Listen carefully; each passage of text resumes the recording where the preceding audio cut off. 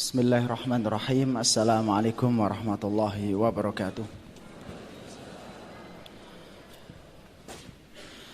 Alhamdulillahilladzi an'amana bi ni'matil iman wal islam. Asyhadu an la ilaha illallah wahdahu la syarika lah. Wa nasyhadu anna Muhammadan 'abduhu wa rasuluhu wa la nabiyya ba'dah. Allahumma la sahla illa ma ja'altahu sahla. Wa anta taj'alul hazna idza syi'ta sahla. Sahhil lana umurana warhamna birahmatika ya arhamar rahimin. Allahumma inna nas'aluka ilman nafi'a wa rizqan wasi'a wa shifaa'an min kulli da'in birahmatika ya arhamar rahimin. فقال الله تعالى في كتابه الكريم أعوذ بالله من الشيطان الرجيم أأنتم تزرعونه أم نحن الزارعون وقال أيضا أفرأيتم الماء التي تورون أأنتم أنزلتموه من المزن أم نحن المنزلون وقال أيضا Afara'aytumun ma'alladzi tashrabun a'antum anzaltumuhu minal muzni am nahnu munzilun afara'aytumul lati turun wa ma ila akhirih. Sadaqallahu al-azim. Ma'asyiral muslimin rahimakumullah, berbahagia pada pagi hari ini kita suasana yang berbeda dari kajian Ahad pagi yang terbiasa. Akan tapi ini adalah pada hakikatnya bagian dari tadabburul Quran.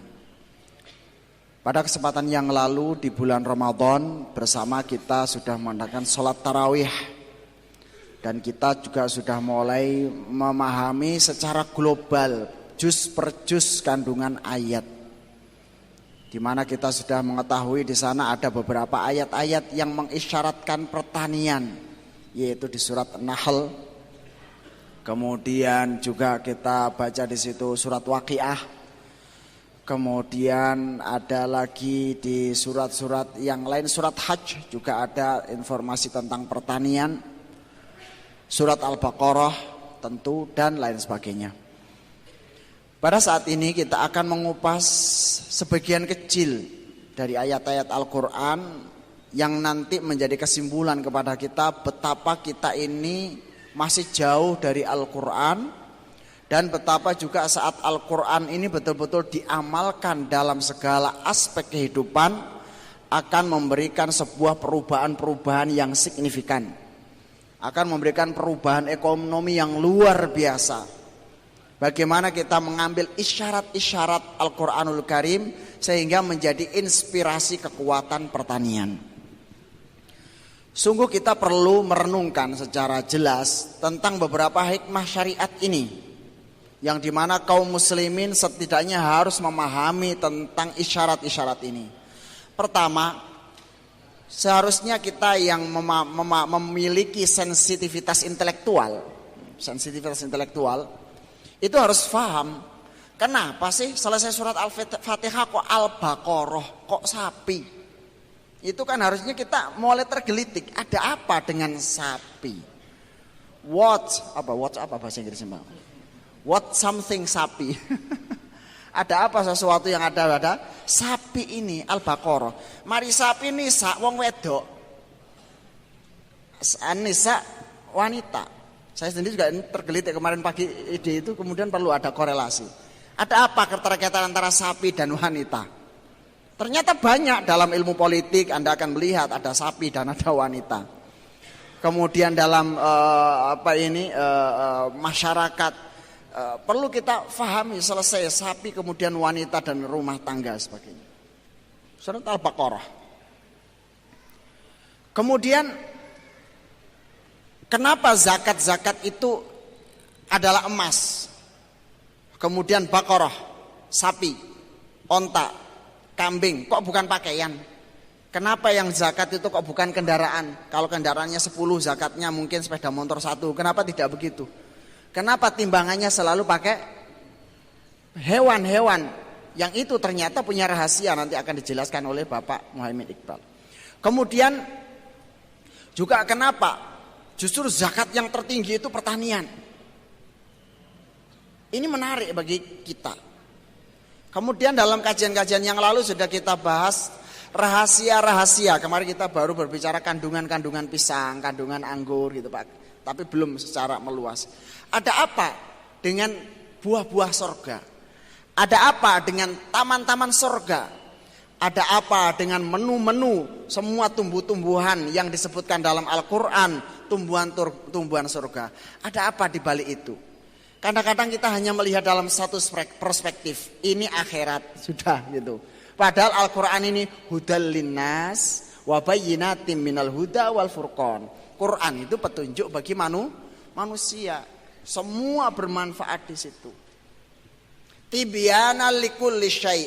Quran itu menjelaskan segala sesuatu. Jadi kentang penjelasannya ada dalam Al-Quran. Kebakaran hutan di Pekanbaru itu ada solusinya di Al-Quran. Banjir, apa jawaban dalam Al-Quran? Longsor, apa jawaban dalam Al-Quran? Tanah kering, apa jawaban yang ada dalam Al-Quran? Kemudian lahan yang tidak barokah, ada apa kita ini dengan Al-Quranul Karim? Nah, pertanyaan-pertanyaan inilah yang mudah-mudahan akan terjawab, walaupun tidak seluruhnya, setidaknya sebagian besar akan terjawab dalam kajian ini. Kita akan bersama dengan Bapak Haji Insinyur Muhaimin Iqbal. Beliau adalah konseptor, juga praktisi, intelektual, syekhu pertanian, gitu ya. Jadi perlu saya kira kita ini harus ada. Ada pesan bagi kita dan mungkin akan selalu saya ulang-ulang, fenomena yang harus dimiliki kita, ya. Fana baduhu la tubayyinunnahu lin-nasi wa la taktumunah. La tubayyinunnahu lin-nasi wa la taktumunah. Semua ulama apapun itu harus menyebarkan ilmunya dan tidak boleh menyembunyikan. Itu tradisi keilmuan dalam Islam. Sekarang dengan ada sistem kapitalis sekolah-sekolah, sehingga namanya dosen itu yang ngajarnya cuma di kampus. Padahal tugas ulama itu ada tambahan. Tambahannya apa? Satu, mengajarkan kepada siapa saja tanpa disembunyikan. Itu yang pertama. Jadi kalau perlu di Masjid Agung ini ada halakoh ilmu pertanian di situ. Terus halakoh ilmu psikologi di situ. Jadi ngaji. Pengajian Islam itu ilmu itu semuanya harus dikaji. Kemudian lihat di Al-Quran isinya apa. Sehingga harapan kami nanti Masjid Agung ini ada halakoh ilmu biologi, halakoh ilmu fisika, halakoh ilmu kimia. Jadi orang Muslim itu belajar apa saja sudah harus paham. Komprehensif. Nanti akan kita lihat penjelasan dari Pak Iqbal. Orang bertani itu harus belajar manajemen. Kalau enggak, korat karit pertaniannya. Orang bertani itu harus belajar ilmu fisika dan biologi. Kalau tidak, ya nggak akan bisa berkembang. Inilah komprehensif Al-Quran berbicara. Kalau Al-Quran berbicara tentang haji, berbicara tentang ilmu geologi, yaitu min kulli fajjin amik. Al-Quran berbicara tentang infak, berbicara tentang pertanian. Mathalul ladina yunfiquna amwalahu fi sabilillahi kamathali habbatin ambatat sab'a sanabila fi kulli sumbulatin mi'atu habbah. Al-Quran berbicara tentang perang Romawi. Ternyata di situ juga ada isyarat bahwa dataran yang paling rendah adalah dataran fi adnal ardi, yaitu Laut Merah. Ini Al-Quran mengajak pada kita bahwa Anda saat berbicara tentang haji, di situ ada ilmu pertanian. Jangan lupakan, jangan pisah antara pertanian dengan ilmu haji. Begitulah ikhwan fiddin rahimakumullah, sebagai pengantar pada kita. Insya Allah akan kita dengarkan dari Bapak Iqbal beberapa paparan tentang korelasi dan hikmah kita untuk tadabbur ilmu pertanian.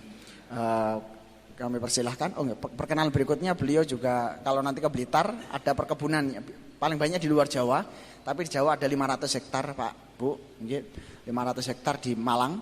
Nanti Bapak Ibu bisa ngadakan kunjungan rekreasi pertanian mungkin. Bisa ke sana. Saya kira demikian. Kami persilahkan Pak Iqbal. Ya.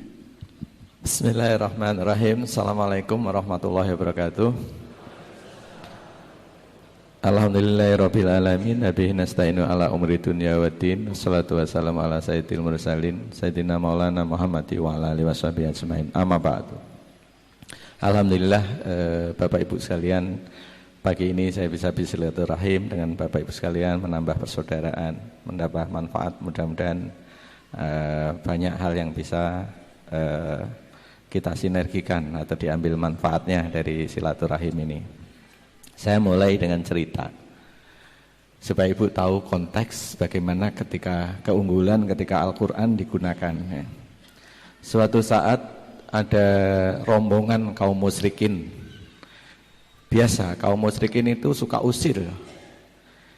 Kaum musyrikin ini datang kepada Rasulullah SAW tapi dengan kata-kata yang tidak sopan. Dia mengatakan, "Ya Muhammad, seluruh nabi diutus dengan mukjizat. Nabi Musa diutus dengan mukjizat tangannya yang bercahaya. Nabi Isa datang diutus dengan mukjizat bisa mengobati orang buta, bisa mengobati penyakit lepra dan lain sebagainya. Lantas mukjizatmu apa?" Gitu. Karena mereka meragukan kenabian Nabi. Lalu Nabi mengatakan begini, "Aku datang dengan ini." Yang disebut ini, kita tahu bahwa mukjizat Nabi adalah Al-Quran. Tapi yang disebut ini oleh Nabi, Nabi membacakan 6 ayat. Yang dimulai dari surat Ali Imran 190. A'udzubillahi minasyaitonirrajim. Bismillahirrahmanirrahim. Inna fi khalqis samawati wal ardh wa ikhtilafil laili wan nahari la ayatil lil ulil albab. Seterusnya sampai ayat fastajaba lahum rabbuhum anni laudi wa amala amilim minkum dan seterusnya. Jadi apa yang disampaikan Nabi sebenarnya bisa mengatakan aku datang dengan ini, yaitu berupa Al-Quran. Tetapi Nabi ingin memberi contoh lebih detail, yaitu dengan membacakan 6 ayat tadi. Bayangkan, Ibu Bapak tahu apa mukjizat, makna mukjizat?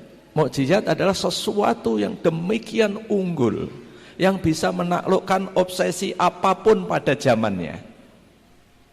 Nabi Musa diberi kemampuan untuk menaklukkan sihir para pesihir Fir'aun. Kenapa? Karena saat itu obsesi kaum Fir'aun adalah sihir. Nah, kemudian Nabi Isa diberi pengobatan berupa apa istilahnya, kemampuan mengobati. Kenapa? Karena obsesi kaum Nabi Isa adalah saat itu pada zamannya adalah kesehatan. Maka diberi kemampuan memberikan apa yang sangat mengungguli apa yang dicapai saat itu. Nah, sekarang obsesi masyarakat kita sekarang apa? Obsesi masyarakat kita sekarang ada yang obsesinya sihir, ya kan? Ibu bapak sering mendengar di dewan yang terhormat kita, orang sihir menyihir anggaran luar biasa canggihnya, kan gitu. Ada yang obsesinya pengobatan, ada yang obsesinya ekonomi, teknologi. Semua obsesi umat zaman ini akan dengan sangat mudah diungguli oleh Al-Quran, kan itu. Nah, contoh yang disampaikan Nabi tadi hanya dengan 6 ayat saja, kalau itu diamalkan, dihayati, diterapkan, itu sudah bisa mengatasi apapun obsesinya orang pada zaman ini. Apalagi kita punya 1000 kali ayat lagi yang di atas itu. Saya kasih contoh misalnya di obsesi. Siapa yang dikatakan di ulil albab di rangkaian ayat tadi? Alladzina yadhkurunallaha qiyaman wa qu'udan wa 'ala junubihim wa yatafakkarun. Berpikir tentang apa? Wa yatafakkaruna fi khalqis samawati wal ardh. Lihat. Di rangkaian ayat yang dibacakan Nabi tadi menyebut seorang atau sejumlah orang yang disebut ulil albab. Siapa dia? Orang yang tidak berhenti memikirkan penciptaan langit dan bumi, baik dia dalam kondisi berdiri, duduk maupun tidur. Artinya apa? Siang malam dia tidak berhenti memikirkan ciptaan Allah. Bayangkan kalau umat ini Ada yang memikirkan seperti ini, yang disebut ulil albab. Dia adalah orang yang memahami inti dari setiap persoalan. Maka seperti yang dijelaskan oleh Ustaz tadi, Al-Quran adalah tibyana likulli syai', jawaban untuk seluruh masalah, wahuda, dan petunjuknya bagaimana mengatasinya, warohmah, wabusro, kan itu. Jadi Al-Quran adalah menjawab seluruh masalah. Pertanyaannya adalah, mengapa bangsa ini masih dirundung masalah demi masalah, padahal ada jawaban di setiap masalah di depan kita? Sederhana, karena belum kita gunakan. Loh, bukannya banyak di Indonesia membaca Al-Quran, hafal Al-Quran. Anak-anak kecil pun banyak sekali yang hafal Al-Quran. Sederhana, Al-Quran dibaca saja sudah memberi manfaat, jelas. Bahkan sudah bisa menjadi perisai, jelas. Suatu saat, sesaat setelah turunnya surat Al-Lahab, istri Abu Lahab kalap, sangat marah karena menuduh Nabi melalui ayat-ayat Al-Quran menghujat suaminya. Maka dari jauh istri Abu Lahab itu membawa alu. Bapak Ibu tahu alu ya, pukulan dari batu. Waktu itu Rasulullah SAW lagi berada di sampingnya adalah sahabat setia beliau, Abu Bakar radhiyallahu anhu. Abu Bakar sudah sempat khawatir, menyampaikan begini, ya Rasulullah, aku khawatir wanita ini melihatmu. Rasulullah dengan tenang menjawab, innaha lan taroni, sungguh dia tidak akan pernah melihat aku. Kenapa demikian? Kenapa Rasulullah begitu yakin dia tidak akan melihat wanita ini tidak akan melihat Rasulullah? Karena di Al-Quran ada ayat, wa idza qara'tal Qur'ana ja'alna bainaka wa bainal ladzina la yu'minuna bil akhirah hijaban mastura. Jadi ketika engkau membaca Al-Quran, dijadikan di antaramu dan orang-orang yang tidak beriman hijaban mastura, dinding atau tabir yang tidak terlihat. Nah, itu menjustifikasi bahwa dibacanya Al-Quran saja sudah memberi manfaat gitu. Tetapi lebih dari itu, dia menjadi jawaban ketika Al-Quran dipahami dan diamalkan dalam kehidupan. Maka disitulah keunggulan, disitulah mukjizat. Mukjizat yang sesungguhnya adalah ketika Al-Quran dipahami kemudian dipakai untuk menyelesaikan masalah. Nah, sekarang pertanyaannya, mengapa sekarang ini yang kita perlu tanya kepada diri kita dan juga secara nasional kita tanya pada sistem kita, mengapa Al-Quran tidak dipakai? Jawabannya sederhana. Mayoritas kita tidak yakin bahwa Al-Quran menyelesaikan masalah, ya kan Pak? Misalnya saya kasih contoh tadi sepanjang mobil di perjalanan kita diskusi tentang asap. Pemerintah jungkir balik berusaha mengatasi asap. Tapi pernah kita dengar pemerintah rapat rame-rame, ayo mentadaburi, ini apa sebenarnya asap ini? Ada di rangkaian ayat, 6 ayat yang dibacakan Nabi tadi. Kita disuruh memikirkan ciptaan Allah di langit dan di bumi. Asap ini intinya apa? Intinya adalah energi yang terbakar sia-sia. Iya kan? Karena energi terbakar sia-sia, ngatasinya sebenarnya sederhana. Bagaimana energi yang ini tidak terbakar sia-sia? Caranya gimana? Al-Quran, lagi-lagi Al-Quran. Karena hudalinas wa bainatim minal huda wal furqan. Al-Quran itu selain petunjuk ada penjelasan detailnya. Setiap ayat ada penjelasan detailnya. Jadi kalau kita mau ngatasi, misalnya saya kasih contoh supaya Bapak-Bapak tahu bagaimana kita ngatasi asap dengan sudut pandang Al-Quran. Pertama istighfar dulu, ya kan? Karena kalau nggak istighfar orang nggak tahu salahnya.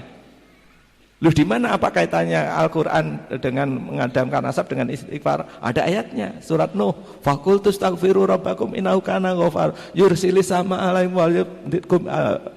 yursilis sama wa'alaikum mitroro. Jadi akan diturunkan hujan yang sangat lebat. Wa yumditkum bi amwali wa banin wa yaj'alakum jannati wa yaj'alakum anharo. Itu. Jadi dijadikan kamu banyak harta, banyak anak dan sungai-sungai yang gitu. Jadi ayatnya petunjuk. Pertama istighfar. Setelah istighfar kita koreksi. Sederhana, tadi dibacakan Ustaz juga. Alladzi ja'ala lakum minasyajaril akhdari naro. Dialah yang menjadikan kayu yang hijau. Itu adalah api, dari situ keluar api, energi. Artinya sederhana. Petunjuknya pertama istighfar, kemudian semua yang kebakar itu kan semak belukar. Bekas-bekas kayu, ranting-ranting kayu, energi yang hijau. Kalau itu sekarang kita press, bahkan saya bisa menunjukkan mesinnya kayak apa. Dikumpulkan, dikeruk, dihancurkan, dipres jadi chip, jadi partikel-partikel, itu menjadi bahan bakar yang sekarang lagi digandrungi negara maju. Karena itu bahan bakar yang sangat bersih, tidak berbahaya, dan merupakan siklus tertutup terhadap karbon, karena setiap dibakarnya lahir tanaman baru yang menghasilkan karbon. Bahkan itu lebih aman. Jadi kalau saya bayangkan ibu-ibu, saya sendiri sampai sekarang, itu saya sama keluarga itu trauma dengan gas. Bayangkan orang modern zaman sekarang dipaksa pakai gas, gitu. Padahal gas itu termasuk yang sangat berbahaya dan kita harus nenteng sesuatu yang besar. Lebih aman apa kira-kira seandainya ibu buat kompor sederhana, terus bahan bakar ibu dalam plastik berisi chip kecil-kecil, yang kalau dibakar dia jauh lebih efisien dan tidak mungkin meledak. Ya kan? Nah, petunjuknya simpel seperti itu. Api dari energi yang hijau. Jadi yang kebakar itu energi. Nah, kenapa sekarang kita mundur dulu? Kenapa orang tidak gunakan ini? Solusi yang dari Al-Quran. Dasarnya karena kita ragu. Kita meragukan kalau Al-Quran bisa menyelesaikan masalah kita saat ini di zaman ini. Kan gitu. Loh, kita bukannya kita muslim? Iya. Karena jangan-jangan kita sangat khawatir kemusliman, keislaman kita seperti keislaman Arab Badui. Ketika datang kepada Rasulullah berkata bahwa kami sudah beriman, dibantah langsung oleh Allah di surat Al-Hujurat. Katakanlah wahai Muhammad, kalian belum beriman, kalian baru berislam. Yang beriman seperti apa? Innamal mu'minuna alladzina amanu billahi wa rasulihi tsumma lam yartabu, dan seterusnya. Jadi orang yang beriman adalah beriman kepada Allah dan Rasulnya, kemudian dia tidak lagi ragu-ragu. Artinya tidak lagi ragu-ragu dengan petunjuknya, dengan sunnahnya. Dikatakan Al-Quran apa? Dia yakin kalau Al-Quran bilang tibyana likulli syai', maka dia akan melihat jawaban seluruh masalah ada di situ. Saya kasih contoh lagi yang ada yang di sekitar kita, bapak-bapak sekalian. Simple thing yang masih dalam rangkaian tadi. Kita disuruh memperhatikan ciptaan Allah di langit dan di bumi. Apa? Nah, itu karakternya. Petunjuk bahwa Al-Quran ketika menyuruh memperhatikan, Al-Quran juga memberi contoh apa yang perlu diperhatikan. Sampai sedetail-detailnya. Misalnya contohnya yang disuruh memperhatikan yang ada di sekitar kita adalah unduru ila thamarihi idza asmara wa yan'ih. Kita disuruh memperhatikan buah ketika pohon itu berbuah dan dia dalam proses matangnya. Lihat. Kita bahkan Al-Quran kayaknya kok sepele ya. Kita disuruh memperhatikan buah ketika suatu pohon itu berbuah dan dia matang. Apa dampaknya? Ketika kita tidak memperhatikan satu ayat ini aja, Bapak Ibu kalau tahu buah matang dari mana? Dari codot kan? Codot sudah makan duluan, matang, Bapak baru tahu, oh buah saya matang. Iya kan? Codot sama Allah diberi mata yang lebar supaya dia bisa melihat dalam kegelapan malam. Diberi telinga yang seperti corong supaya dia kayak sonar.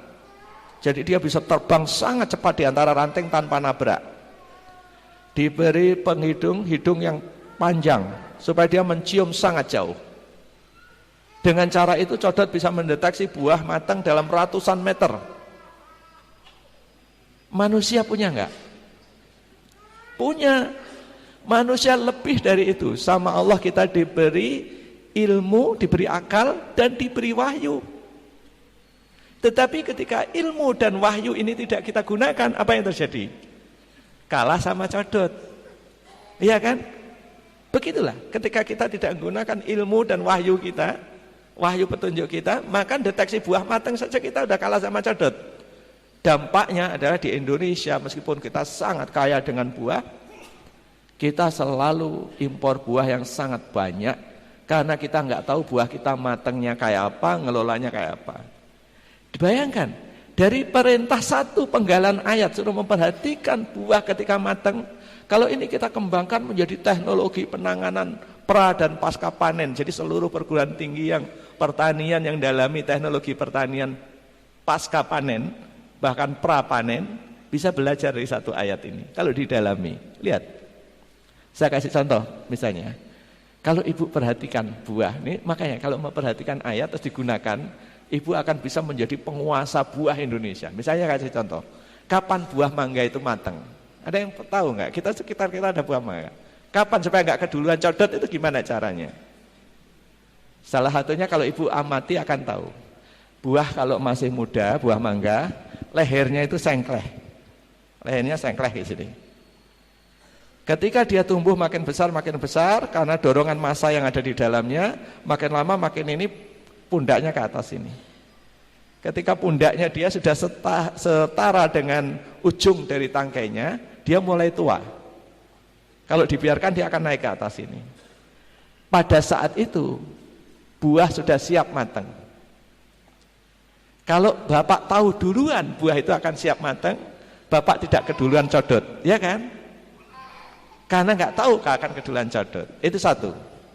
Terus sekarang ini salah satu petunjuk. Ya, kadang Allah menyimpan ilmu itu dalam satu ayat yang sama. Allah menyimpan sekian banyak ilmu. Misalnya contohnya ayat ini dibacakan Ustaz tadi, yaitu tentang keutamaan orang yang berinfak.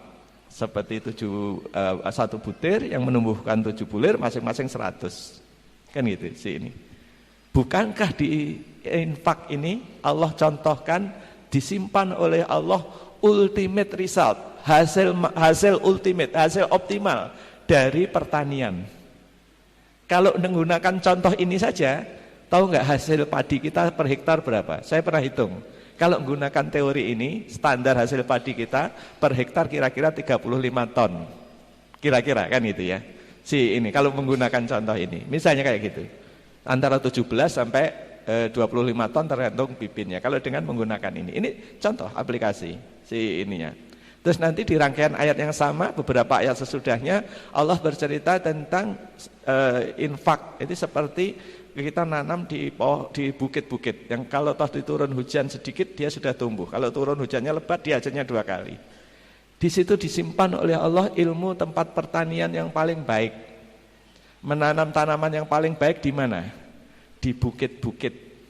Kayak di daerah Karangpandan yang belakang ini kemarin saya lihat ada bukit-bukit yang indah. Untuk bercocok tanam yang sangat baik. Maka digambarkan di surat Nur, pohon zaitun terbaik adalah yang tumbuh la syarqiyatin wala gharbiyah, tidak di timur dan tidak di barat. Maksudnya adalah tidak terhalang matahari. Di mana? Ya di bukit lagi. Gitu. Indonesia sangat banyak bukit. Sangat banyak bukit. Nah, demikian pula kaitannya dengan buah tadi misalnya. Kalau kita kuasai ilmu menangani buah dari petunjuk Al-Quran, itu akan keluar bahkan teknologi yang sekarang belum kebayang oleh manusia. Teknologi penanganan buah aja, karena Indonesia sangat kaya dengan buah. Teknologi yang belum kebayang oleh manusia itu apa? Tapi sudah diindikasikan oleh Al-Quran. Itu terinspirasi dari surat Al-Kahfi. Ketika Allah menidurkan pemuda 309 tahun, ketika bangun pemuda itu tua atau muda? Muda. Bagaimana Allah menidurkan? Dengan menutup telinganya. Dengan menaruhnya gua dan menutup telinganya. Nah, ini isyarat oleh Allah bahwa suatu proses kehidupan bisa bisa bisa dipospon, ditunda prosesnya. Bayangkan kalau teknologi itu bisa kita terapkan ke buah. Apa yang terjadi? Bapak Ibu bisa makan buah durian di luar musim buah durian. Yaitu ketika buah tadi sudah mangga misalnya, sudah kelihatan pundaknya, kemudian kita freeze, kita mute. Dia dihentikan proses pernafasannya, diturunkan. Istilah di buahnya respirasi, maka dia nanti matangnya pada di luar musim buah. Bayangkan, teknologi semacam itu bisa dikembangkan. Bahkan kita sudah merintis ke sana dengan diinspirasi oleh Al-Quran ini gitu. Jadi Al-Quran demikian indah ketika digunakan, Bahkan ketika kita gunakan untuk hal yang sangat sepele, nampaknya sepele tapi sangat dasar jawabannya. Saya kasih contoh lagi untuk ibu-ibu misalnya. Saya kasih contoh aplikasi yang sederhana untuk ibu-ibu. Ibu-ibu yang nggak bisa masak, ya, ibu-ibu yang nggak bisa masak, dimasak apa saja kok nggak enak, suaminya nggak suka atau apa ya. Al-Quran sampai memberikan masakan berupa resep sekaligus cara membuinya. Lihat. Itu menunjukkan Al-Quran tibyan menjawab seluruh masalah. Di mana Allah taruh bumbu cara ibu-ibu supaya masak pasti enaknya, Al-Quran yang ngasih tahu. Pasti sehatnya karena Al-Quran yang ngasih tahu. Gitu. Di surat 23 ayat 20 di situ dikatakan oleh Allah wasib gilil akilin. Satu kalimat pendek ini, potongan ayat wasib gilil akilin itu bercerita tentang zaitun yang dioleskan gitu atau dicelupkan gitu. Maka makanan apapun, apakah itu roti, apakah itu ayam, apakah itu ikan, dioles dengan zaitun pasti enak. Mungkin ibu-ibu bertanya, lah kan zaitunnya mahal kan gitu. Iya kan? Minyak zaitunnya mahal. Justru ini Bapak Ibu sekalian, minyak zaitun kalau kita perhatikan, kita hayati, itu minyak terbaik dan minyak paling murah. Lu kok bisa? Minyak paling murah. Karena minyak zaitun itu kalau Bapak Ibu nanam sawit, Bapak Ibu nggak bisa buat minyak sendiri. Kalau Ibu nanam kelapa, buat minyaknya masih perlu panas, digoreng dan lain sebagainya sampai ini keluar anunya. Minyak zaitun, membuat minyak zaitun itu sederhana sekali. Tinggal dipetik dari pohonnya, dalam kondisi segar, dihancurkan. Kalau punya blender di blender, kalau punyanya alu tadi ditutu. Maka dia jadi itu dicampur air di blender, klak gitu. Setelah itu didiamkan dalam 3 hari yang di atas minyak, yang di bawah cairan. Sederhana. Pertanyaannya pohon zaitun siapa lah di situ? Allah mengabarkan ada pohon yang diberkahi, ya kan? Di surat Nur 35. Reaksi kita ketika mendengar ada pohon yang diberkahi apa? Terhadap zaitun. Kebanyakan kita akan mengatakan begini, itu pohonnya orang Mediterania, pohonnya orang Arab, Sinai, gurun Sinai dan lain sebagainya. Pernah enggak kita merasa bahwa Allah ketika bercerita tentang ini, zaitun yang pohonnya diberkahi ini, Allah bercerita dengan kita, Allah ngomong dengan kita, iya kan? Nah, karena kita praduga kita terhadap Allah tidak benar, mengira Allah sedang pamer bahwa ada pohon yang diberkahi namanya zaitun tapi bukan untuk kamu kan gitu, untuk orang sono kan gitu. Nah, oleh sebab itu perlu menghayati Al-Quran ketika Allah menyampaikan sesuatu, sebenarnya Allah sedang berbicara dengan kita. Ketika Allah bicara, aku jadikan kamu dari tanah dan aku jadikan kamu pemakmurnya, Allah sedang menyuruh kita untuk menjadi pemakmur bumi. Ketika Allah bercerita tentang pohon yang diberkahi, Allah tidak ngasih tahu, ini loh pohon yang harusnya kamu tanam, kan gitu. Alhamdulillah berangkat dari keyakinan semacam ini, sejak beberapa tahun ini kami mengembangkan cara membiakkan zaitun di Indonesia. Bahkan tadi malam saya ngajari masyarakat di Karang Pandan untuk bisa membibitkan zaitun. Nanti kalau ibu-ibu atau bapak-bapak perlu belajar menanam zaitun di Indonesia, caranya bagaimana yang efektif, yang cepat, bisa belajar di Iskarimah atau di masyarakat sekitarnya. Kita ajarkan cara membibitkan itu. Kenapa zaitun? Zaitun pohon yang diberkahi. Dalam hal berkah ini kita tidak bisa terlalu banyak, tidak bisa mengatakan gini, saya kebanyakan berkah, kan itu. Berkah sebanyak-banyaknya tidak masalah, baik. Jadi kita nanam zaitun sebanyak-banyaknya di tempat kita, baik. Karena itu bagus untuk kesehatan kita, bagus untuk lingkungan kita. Bahkan salah satu indikator ini, salah satu aplikasi Al-Quran lagi. Kalau supaya kita nggak prejudis tentang pemerintahan kita, tidak ini, saya menggunakan parameter di Al-Quran aja Bu. Kalau ditanya, apakah negeri kita negeri yang baik saat ini?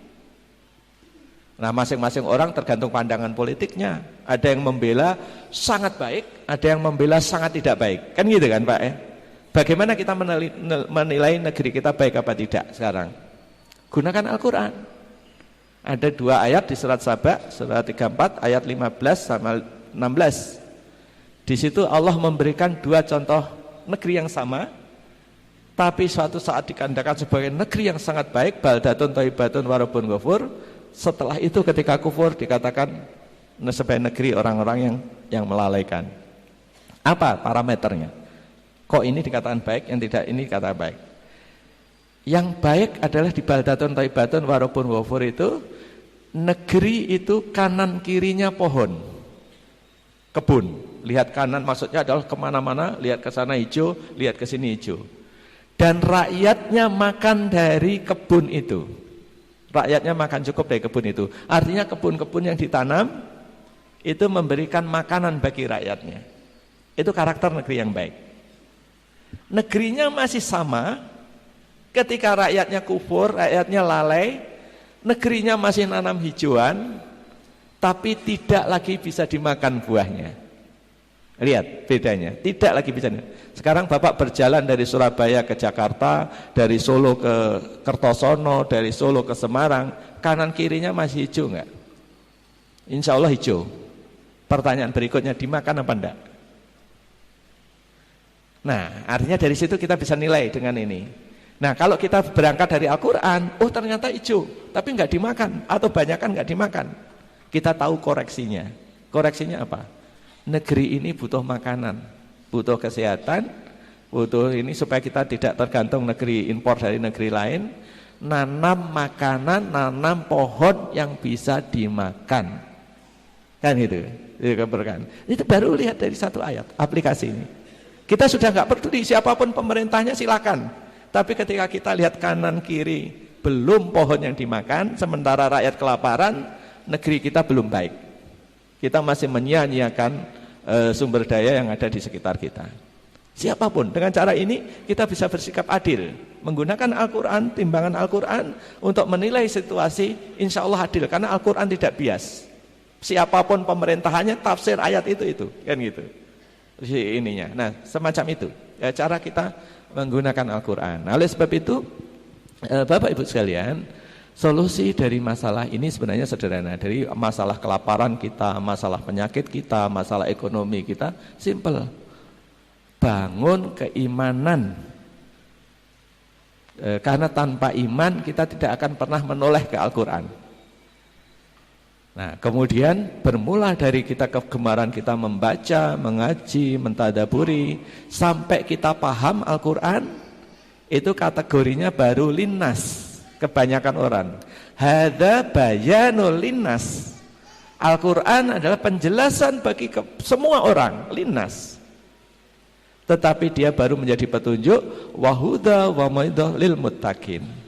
Bagi orang bertakwa, dia menjadi petunjuk. Lalu sebab itu, melalui pengajian-pengajian seperti ini, meskipun sangat singkat, kita ingin bersama-sama meningkatkan pemahaman kita tentang Al-Quran tentu saja, tapi ayo mulai melangkah satu langkah lagi, yaitu menggunakan Al-Quran. Menggunakan Al-Quran untuk menjawab persoalan-persoalan kita sehari-hari. Tibyana likulli syai', supaya Al-Quran berbunyi terhadap masyarakat, supaya masyarakat merasakan. Bayangkan kalau pemerintah Karanganyar misalnya, atau pemerintah daerah dengan masyarakat setempatnya membaca surat Saba 15-16, oh ternyata negeri yang baik itu adalah yang kanan kirinya pohon hijauan dan dia dimakan. Sederhana. Maka perlahan-lahan ini diganti, yang enggak dimakan diganti yang dimakan. Lu nanti dicuri orang, ya enggak masalah, rakyatnya sendiri yang ngambil. Ya kan, rakyatnya sendiri yang dimakan. Oh nanti dimakan burung, enggak masalah, itu menjadi sedekah. Nah, kurang lebih itu Bapak Ibu sekalian. Mudah-mudahan dengan cara mulai dengan satu langkah, yaitu setelah kita paham, karena sudah banyak yang mengajarkan kepahaman Al-Quran, yang kemudian perlu diasah adalah bagaimana menggunakan Al-Quran untuk menyelesaikan masalah kita sehari-hari. Baik yang nampaknya sepele tadi, ibu yang nggak bisa masak, dengan Al-Quran jadi bisa masak yang sangat enak. Gitu. Nanti kalau sudah belajar Al-Qurannya satu, akan dituntun ke yang lain. Oh saya nggak punya minyak zaitun, nah, kenapa nggak nanam? Oh saya nggak bisa nanam, kenapa nggak belajar?